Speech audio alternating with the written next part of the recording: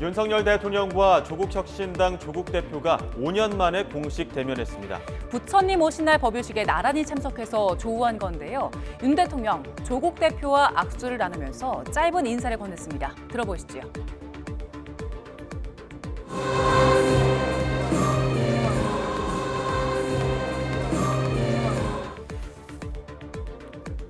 현장음에 섞여서 잘 들리지는 않지만 주변 관계자의 말에 따르면 윤 대통령이 반갑습니다라는 인사를 건넸다고 합니다. 오랜만이라는 말을 덧붙이는 것도 언뜻 들립니다. 조국 대표는 살짝 고개를 숙여 인사하면서 윤 대통령과 이렇게 악수를 했는데요. 다른 발언은 포착되지 않았습니다. 윤 대통령과 윤 대통령과 조국 대표의 만남이 주목받는 이유, 과거의 악연 때문입니다. 윤 대통령은 지난 2019년 검찰총장 시절 조국 대표 가족 수사를 지휘했습니다.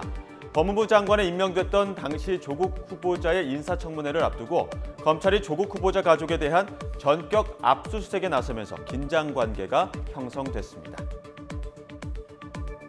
인사청문회를 앞두고 검찰 수사가 개시되어서 좀 당황스럽습니다.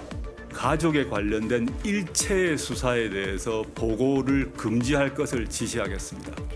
물론 이런 지시 없다 하더라도 윤석열 총장님은 보고를 하지 않으시고 또한 엄정하게 수사를 하실 거라고 믿습니다만은 나중에 보시면은 저희가 어떻게 처리했는지 어떻게 수사를 했는지 다 이제 뭐 조금 있으면 다 드러날 텐데 조금 기다려 주시죠.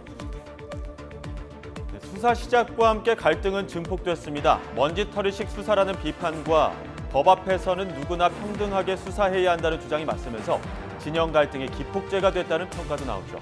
결국 당시 조국 법무부 장관은 논란에 대해 사과하며 한 달여 만에 장관직에서 물러났습니다. 당시 충돌은 2라운드로 이어졌습니다. 문재인 대통령이 추미애 법무부 장관을 임명하면서부터죠.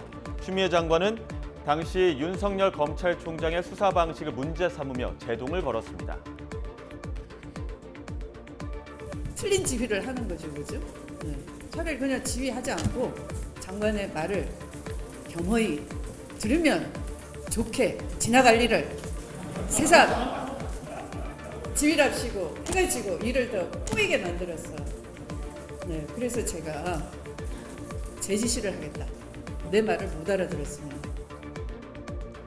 이어 추미애 장관이 주도한 검찰 인사에서 윤석열 사단이 모두 물러나자 갈등은 더 증폭됐습니다. 윤석열 대통령이 대통령 후보로 급부상한 것도 이 무렵이었죠. 권력에 대항하는 수사로 보수층의 지지를 받았고 결국 대통령에 올랐습니다. 그런데 이 두 사람 다시 조우할 가능성이 생겼습니다. 바로 행정부와 입법부 수반으로 말이죠. 이번 총선에서 당선된 추미애 전 장관이 국회의장에 도전합니다. 잠시 뒤 치러지는 민주당 국회의장 경선에서 추미애 당선인과 우원식 의원이 맞붙습니다. 서로 이재명 대표의 마음 명심을 잡았다고 자신하고 있는데요. 추미애 당선인이 선출될 경우 윤석열 대통령과 조우하는 장면도 적잖게 연출될 것으로 보입니다. 윤석열 대통령과 추미애 당선인의 갈등은 윤 대통령이 검찰총장이던 시절 검찰 인사로 최고조에 이르렀죠. 이번에 나온 검찰 고위급 인사를 두고도 이원석 검찰총장이 사전 조율이 없었다고 불쾌감을 드러내면서 과거의 데자뷰라는 해석도 나오는데요. 조만간 단행될 검찰 후속 인사에도 관심이 쏠립니다. 신윤 검사로 지목된 신임 중앙지검장은 오늘 출근길 검찰 인사와 관련해 협의가 가능할 거라는 취지로 이렇게 이야기했습니다. 들어보시죠. 공직자로서 제가 검찰 인사에 대해서 말씀드리는 것은 적절하지는 않지만 총장님과는 수시로 모든 사안에서 그동안도 잘 협의해 오고 있었습니다. 이 사안과 관련해서 인사에 대해서 총장님과 얘기를 나눈 적은 없습니다.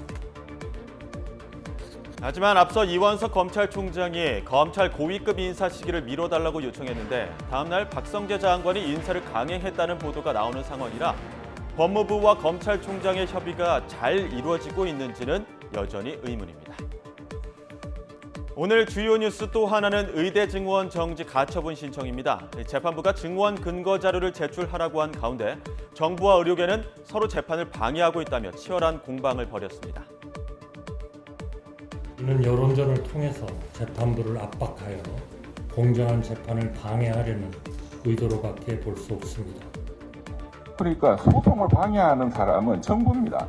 재판장님께서 제출하라고 요구한 자료들을 거의 제출하지 않았습니다. 이르면 오늘 의대 증원을 중단해달라는 가처분 여부에 대한 항소심 선고가 나올 예정인 가운데 결과에 따라 후폭풍도 예상됩니다. 트로트 가수 김호중 씨의 교통사고 소식이 전해졌습니다. 사고를 내고 뺑소니를 낸 사실까지 확인된 가운데 경찰이 사고 경위를 조사하고 있습니다. 당시 화면 보시죠. 네, 흰색 SUV 한 대가 들어옵니다. 화면 안으로 들어오는데요. 중앙선 안쪽으로 아슬아슬 주행하는데 화면으로 다시 한번 보시죠. 이 차입니다. 맞은편 택시를 그대로 들이받습니다. 차체가 들썩일 정도로 충격은 컸죠. 하지만 잠시 머뭇거리던 SUV 차량은 금세 이렇게 속도를 내고 달아납니다.